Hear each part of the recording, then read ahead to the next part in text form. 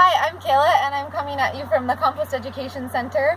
And this video is in response to the increased interest that we and other organizations in the city have had since the coronavirus and the pandemic. Lots of people are interested in how to grow their own food and how to nourish their soil and make compost.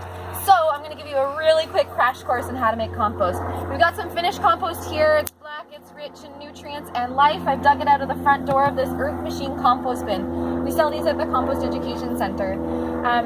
So what I'm going to do with this finished compost is I'm going to spread it on my garden before planting my seeds and my plant starts into it. In order to make a good compost product, what you need is a balance of greens and browns. So here I've got some fruits and veggie scraps from a kitchen.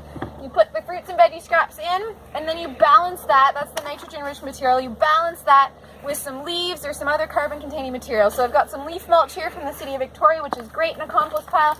And I'm going to layer that into my compost bin, greens and browns, greens and browns.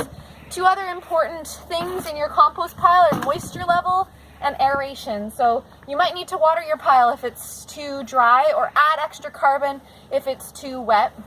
Poke your pile every once in a while with a compost aeration tool such as this or some other stick or strong pole or something like that. And then over time that will decompose. The chemistry and biology will do the work to create this beautiful soil amendment.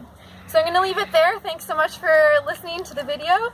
And if you are curious about the health of your soil, you can always participate in our Healing City Soils program. Find out more on our website about that. Also check out our fact sheets. There's a lot of them on our website, and join a workshop. We teach really accessible workshops on weekends. You can find all that information online on our website. Do check out other organizations that are involved with the Urban Food Table as well, and stay tuned for more videos on how to grow your own food and take care of your soil. Thank you.